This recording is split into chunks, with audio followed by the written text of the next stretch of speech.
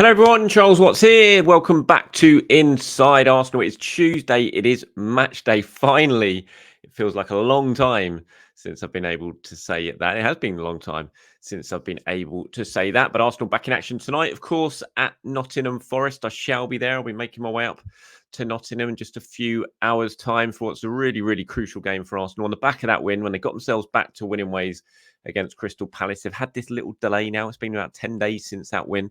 Need to back that up tonight, especially with that huge game against Liverpool looming large at the weekend. So we'll look at that game. We'll look at the latest team news, look at what Mikel Arteta's had to say about the latest team news. I will try and get my predicted 11 right, as always. Probably won't, but I'll try. At the end of the video, got some questions and comments from you guys as well. So plenty to get stuck into ahead of tonight's game. But I wanted to start some comments by Mikel Arteta about Arsenal's hopes of getting any transfer deals done before the end of transfer deadline day, which is on Thursday. And he's basically now ruled out the possibility, it appears. Look, we've been saying the whole way through the transfer window that this was the most likely outcome. All the messages we were getting from Arsenal was don't expect anything. If we're open, if something presents itself that we think we can do that is worth doing and that we want to do, then we'll try and do it. But if not, we're not going to panic. We're not going to just do something for the sake of it. Now, Mikel Arteta, speaking to TNT Sports ahead of tonight's game, appears to have basically admitted now that nothing is going to happen. No deals are going to happen. He was asked about the January window and getting people in. He said it wasn't possible. Now we didn't have the capacity to improve the team in the way that we think we want to improve it. So we decided not to do something yet. We have one of the thinnest squads in the league, that's for sure. And when you talk about the numbers, especially in certain areas, we are really thin. So he admits they've got a thin squad. But I think the key things in this comment was where he says, now we didn't have the capacity to improve the team in the way that we think we want to improve it. So basically saying they didn't have the funds, they didn't have the money to be able to sign the players that they wanted to sign to improve the team.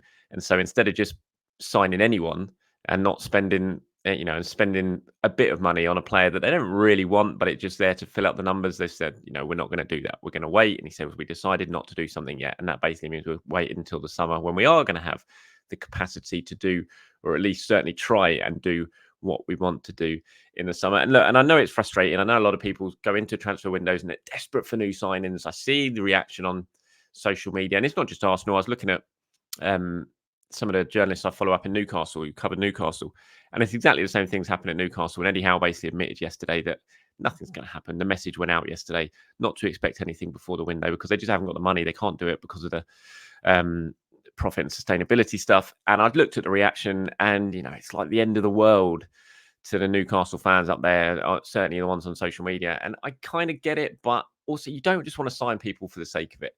And if you can't do what you want to do now, then the last thing you want to do is just bring someone in, and suddenly come the end of the season, you think, oh, why did we really need him? Did we really want him? Not really. And then that can stop you doing something you really want to do in the summer. The key thing for Arsenal now is trying to get everyone fit. If everyone's fit, this is a decent squad. It's a big squad. Well, it's not a big squad, but it's a decent squad in terms of numbers wise. But they just need to get everyone fit and ready. And that's the big question mark for Arsenal, whether they can do that over the second half of the season and whether they can keep those players fit. Because a few of them, at least, we know, struggle to keep themselves fit if they're playing sort of week in, week out. So that's going to be really, really crucial for Arsenal now. But I'm not overly surprised we've got to the end of the window and this has happened. A couple of things could still happen before deadline day in terms of players moving out. I think there'll be some loan deals done, certainly for some of the younger players. We'll wait and see if Cedric gets his move that he could potentially get between now and the end of the window. But other than that, I think it's going to be a pretty quiet one, which is going to be very opposite to what happened last January, which was very, very busy with all the Mudryk, Caicedo stuff, and then Jorginho, Trossard, and Kivior ending late on. It was a very busy January, and this has been completely the opposite. But let me know your thoughts on what Mikel Arteta's had to say there. Are you disappointed? Do you think it's a wise decision in the end for Arsenal, or do you think they should have just gone out and signed anyone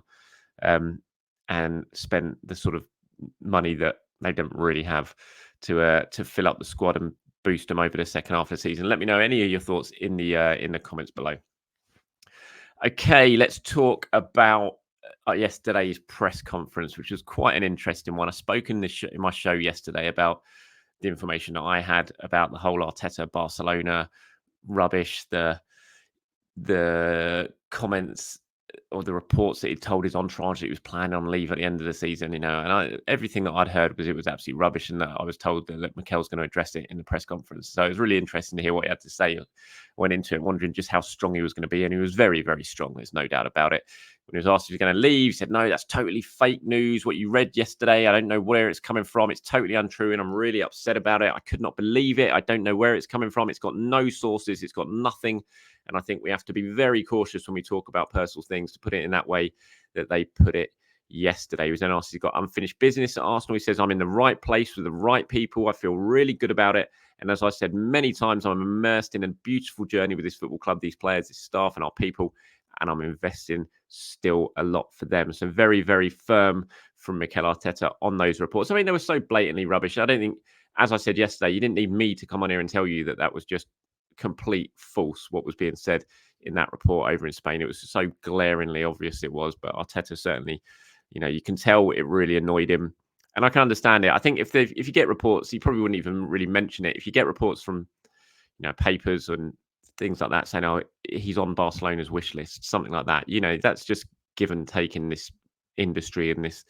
He would expect that, he would know that. But when you sort of actually go a little bit further and start sort of saying he said this and he's told his entourage that he's going to leave, that's the sort of thing that would really annoy managers when they haven't done it. And he was asked, why did that annoy you so much? And he said, well, it's playing with people's emotions. He knows he's got the supporters of the club, there's players at the club who'll be reading that and thinking, hold on, what's all this about? And so when you go that far, you've got to be correct when you're writing a story about something like that. It was a real dangerous thing to do, and I'm not surprised Arteta came out and he was so um, stern on it. And he was asked a lot about his contract. We know his contract's up at the end of next season. He hasn't signed a new one yet. I'm not aware that something's absolutely imminent in that regard. I think when it happens, and I do think it will happen, I'll be surprised if he doesn't sign a new contract. But I think when it happens, it will just happen quite out of the blue. I remember it did last time when he signed his last extension. It was on the back of 3 straight defeats, wasn't it? And suddenly it was bam, he signed a new contract. It came out of nowhere, and I wouldn't be surprised if something like that happens again.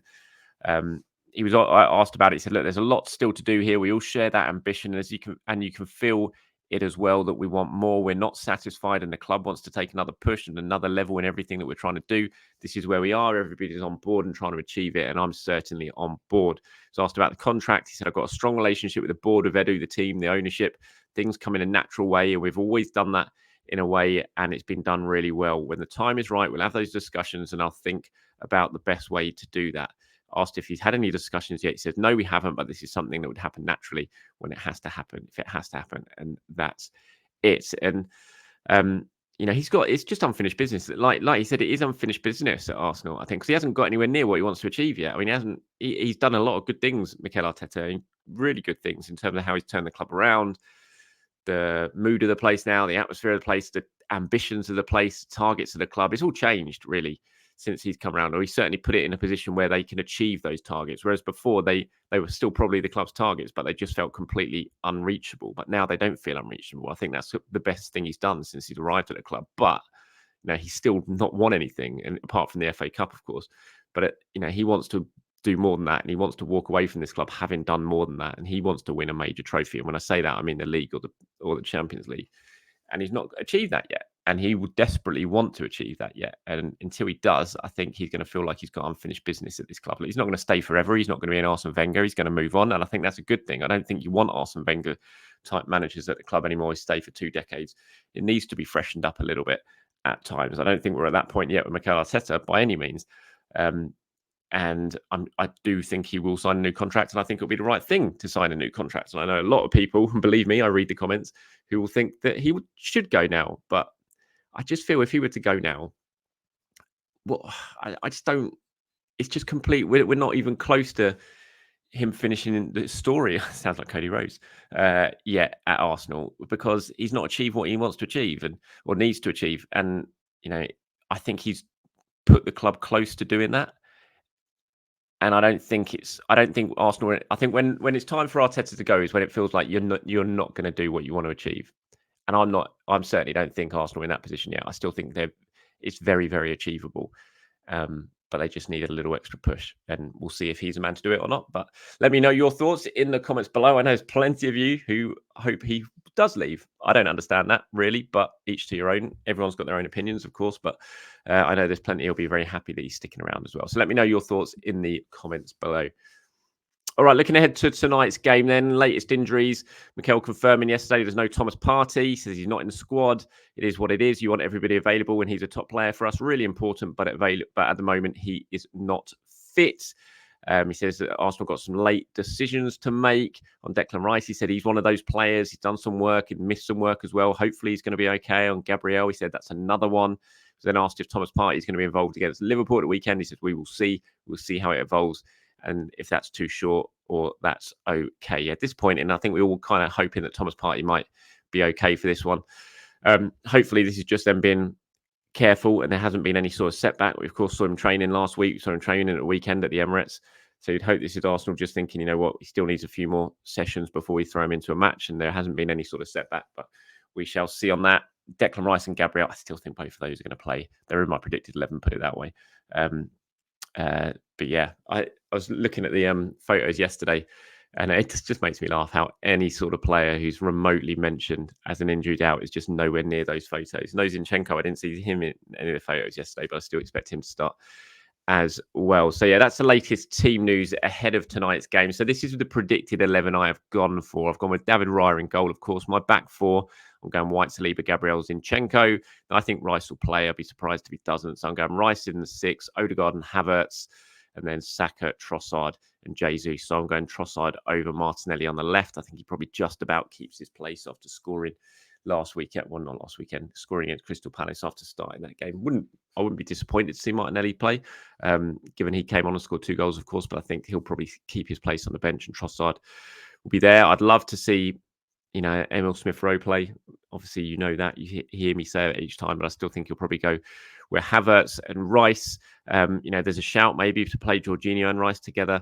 I think they'll probably do that against Liverpool if Thomas Partey's not fit, but I think for this one, you go with the added sort of forward thinking or goal threat of Kai Havertz alongside Martin Odegaard in that role. So yeah, that's the team I'm going for. Of course, that's just my predicted 11. It's not necessarily the team that I would want or anything like that. So yeah, hopefully you might agree. If not, then let me know in the comments below. And also, I'm going to obviously be at the City Ground tonight. I don't know if I'll be able to do a video after the game because it's going to be pretty late and it depends what's going on with the press conference. But please do after the game, for your views on the match, whatever hopefully it's a win, but whatever the result, come back on here to this video, leave a comment below to get included in tomorrow's show in terms of what you thought of the game, the performance, who was the standout player, who disappointed, anything like that, anything you want to talk about in terms of react to the game, come back to this video, reply it in the comment section, and then when I do tomorrow's sort of in-depth show reacting to the game, then I'll include some of those in the show. Here's some people who have got in touch. One from Brian here says, "Hey, Charles, was looking at the training photos over the last few days and there's no sign of Rice or Gabriel in them. I'm happy enough with Kivior for Gabriel, but a midfielder, Jorginho, Havertz, Odegaard is a bit of a worry. I'd also keep Trossard or Martinelli. Keep Martinelli fresh for Liverpool. Okay, I really think Saka will step up tonight. Looking ahead to the weekend, it looks like Robertson will be fit. I think that suits Saka better with Gomez being right-footed on the left. He was stopping Saka from getting inside, whereas Robertson is natural and will go forward. We might well be able to get him behind him and get some joy. Yeah, interesting if he throws Robertson in for that game, having just sort of worked his way back to full fitness after such a long time out. Again, just mentioning the training photos there, I wouldn't pay too much attention to that because we know what Mikel Arteta does. We know how hot he is on it.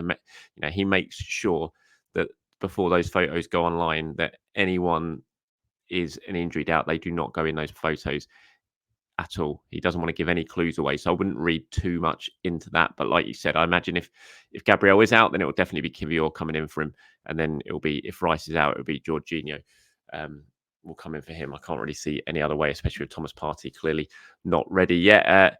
Tetonomics says, "Hey Charles, after your latest video, I stumbled across a Brian Clough documentary courtesy of The Algorithm. What's your perspective on him as a manager?